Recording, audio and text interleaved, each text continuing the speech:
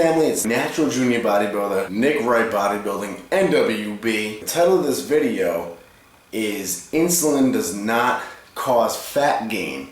But what it should really say is insulin does not cause fat gain while on a cut or in a calorie deficit, aka cutting body fat.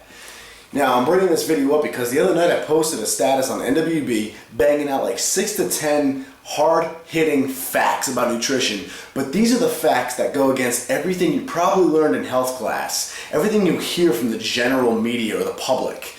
These are the facts that really stand you right in front of a bus and have a lot of people arguing, scratching their heads and saying WTF to. So needless to say, this status blew up. Crazy chaos occurred on the page. It had like 70 shares on it. It had like 400 comments, 500 likes, all within like the first 12 hours. It was insane. And there was a lot of arguments, debates. There's a lot of people backing me up. It was crazy. It brought in a lot of chaos.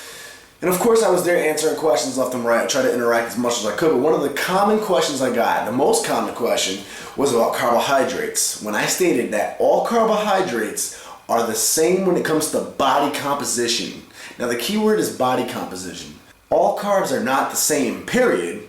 Clearly some have more fiber in them than others, some have more vitamins and minerals, some will leave you feeling hungry sooner, some will hold you over with more satiety, some will wear off in energy sooner. Obviously there's a bunch of different factors that go in to make them different as actual carb sources and pieces of food. But when it comes to body composition, there's no such thing as a good carb or a bad carb or a fattening carb or a clean carb. There's no such thing. 30 grams of carbohydrates from pure sugar, I'm sorry if it pisses you off, is not going to cause an ounce more of fat gain than 30 grams coming from, say, brown rice. It doesn't matter about the glycemic index. It's not going to affect fat loss in any way, shape, or form. It's going to be exactly identical. All 30 grams of carbohydrates, if you're under a calorie deficit, will simply be converted into glucose. Majority of it will be stored as muscle glycogen. Easy as that, but it will be converted into glucose and used as a carbohydrate regardless. The only difference is sugar will be metabolized much faster, of course, being a simple carbohydrate.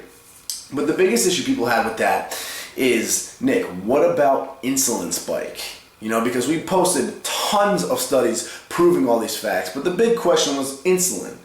Insulin is that nifty little peptide hormone that actually forces nutrients into our cells. And of course, when insulin is elevated, fat storing comes into play. The process of de novo lipogenesis gets turned on. De novo lipogenesis is the process of fat storing. And of course, it's fact that simple carbohydrates, fast-acting carbohydrates, will become metabolized, digested, broken down, and absorbed faster. So insulin will, of course, be utilized and turned on that much quicker and elevated that much higher. Here's the thing about insulin, though. Our body is always balancing out insulin with homeostasis. That's literally the system in our body that just keeps everything equal, in balance, in check. And it works with fat storage as well. See, the opposite of lipogenesis, the opposite of fat storing, is lipolysis, the process of fat breakdown. So our body's going to make it a point to try to balance the two out and create a nice equilibrium. Now, how we throw this off, of course, is by our calorie intake. Calories measure energy. So our body literally works quite simply off of energy consumption versus energy expenditure, aka how many calories we take in versus how many calories we burn off throughout the day.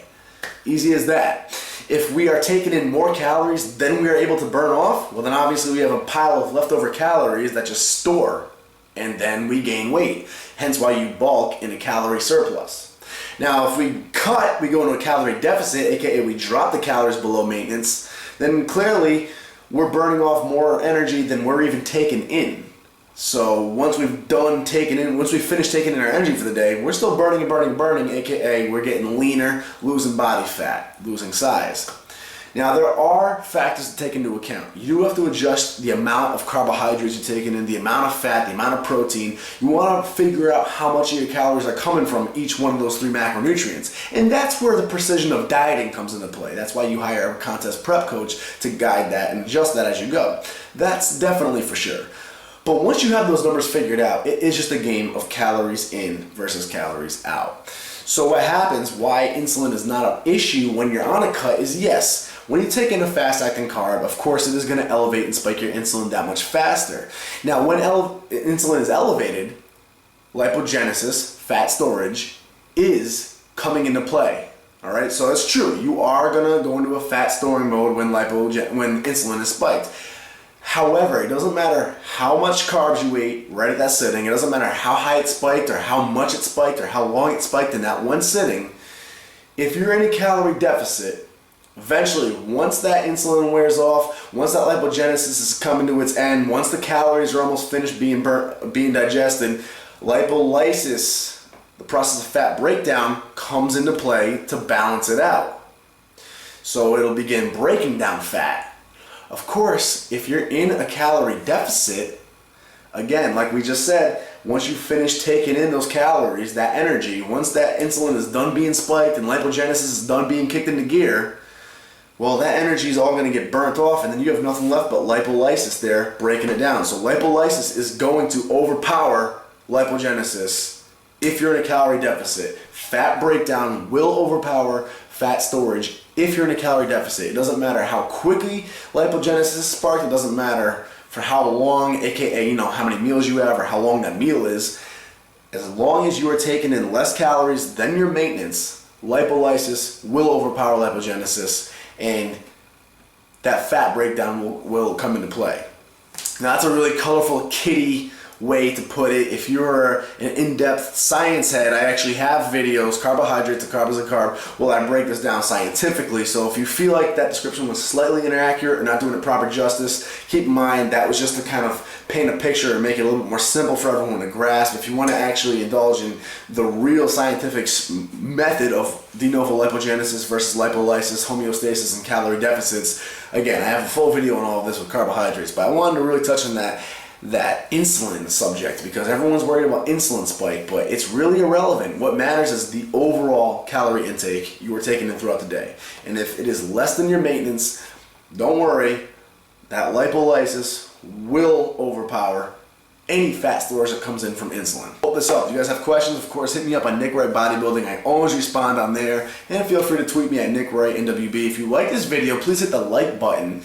Of course, give me your feedback because I love hearing it from everybody. And subscribe now. Share this video if it helped you at all. Now, before you're like, Nick, it's really not working for you, bro. You're still fat. I am purposely bulking right now, but I have reached shredded conditioning in the past using these methods. So have other natural bodybuilders like Matt Ogus, another YouTuber, Paul Miura. In fact, natural pros like Alberto Nunez look freaky using these methods. In fact, Eric Helms is one of the most educated minds in the world. Look up his material. All of Team 3D Muscle Journey, a group of natural pro bodybuilders who take on some of the most elite clients, like Matt Ogus for one, preach these methods. If it fits your macros does not mean fill your entire daily diet up with junk food. It means eat right, eat like a bodybuilder, but don't stress out about fitting in some fun foods when you want to. Don't limit yourself to some BS myths. Have fun.